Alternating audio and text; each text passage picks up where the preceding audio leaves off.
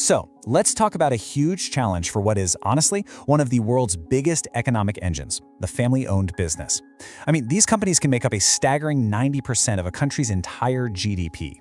But they all face this one critical question. How do you bring in new talent without accidentally disrupting a legacy that's been built over generations?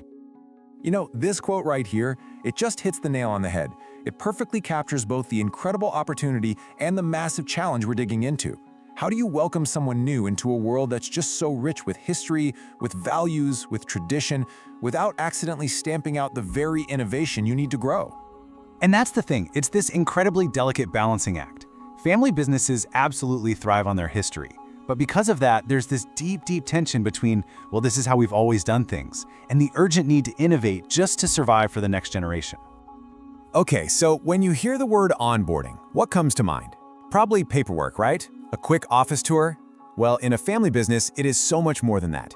It's the critical bridge connecting the company's past, its very soul, to its future. It's that exact moment where the culture is either successfully passed on or it begins to change. So why is getting this right so incredibly important? Is it really that big of a deal? Okay, let's dive into this, because the numbers, well, they tell a really powerful story about performance, loyalty, and yeah, the bottom line. First step, the data. A strong, well-thought-out onboarding program can boost your new hire retention by a staggering 82%. Think about that. In a business culture that's literally built on loyalty, a number like that, that's everything. And it's not just about getting people to stay. It's about performance. Proper onboarding can improve new hire productivity by over 70%. So your new people aren't just sticking around, they're actually making a real impact, and way faster. And this chart just drives the point home. Look at the difference in morale. Employees who have an amazing onboarding experience are 2.6 times more likely to be extremely satisfied with their jobs. And that satisfaction? That's the bedrock of the close-knit, high-trust culture that family businesses are so famous for. Okay, let's get into what makes this so incredibly different in a family firm, because the challenges here, they're truly one of a kind.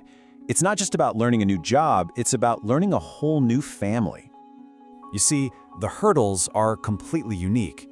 A new hire has to figure out the family tree, not just the org chart. They have to navigate all these tricky perceptions of fairness and nepotism, and somehow figure out how their role fits into these huge, long-term succession plans. It's like learning a complex social map on the fly.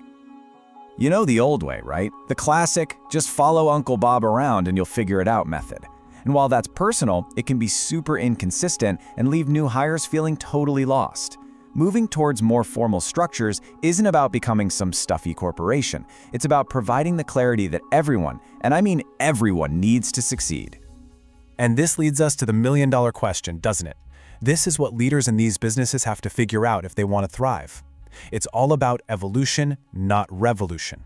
How do you bring in fresh perspectives while honoring the legacy that got you here in the first place?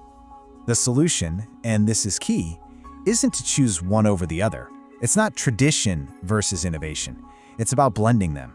So let's look at a clear, actionable playbook for how to actually do this in practice. This playbook is all about turning your cultural strengths into a process that actually works. First off, start with your core values. Really connect the founder's original story to the policies you have today. Second, formalize the informal things you already do. Make that tradition of lunch with the owner an official part of the checklist so it never gets skipped. Then, open up communication with scheduled 30 and 90-day check-ins. And this is crucial. Get leadership involved personally. Finally, set crystal clear expectations with a formal policy so everyone knows the rules. It's that perfect blend of personal touch and professional structure. And modernizing your tools can actually strengthen your culture, not erase it. You can use digital tools to handle all the boring paperwork, which frees up so much valuable time for actual human connection. A mentorship program? That's brilliant. You can pair newcomers with a veteran who can help them navigate all those unwritten rules. And by framing your company's history as this inclusive story, you turn a business of a family into a true business family. Okay, so this brings us to our final and honestly, maybe the most important point of all. Onboarding isn't just some one-time task you check off a list. It's a powerful, ongoing strategy for the future of your entire business. And this is where the magic happens. It's a total shift in mindset. It's about empowering every single person who joins your team, family or not, to carry that story forward with their own unique contributions. It's a genuine invitation to co-create the next chapter of the company's history.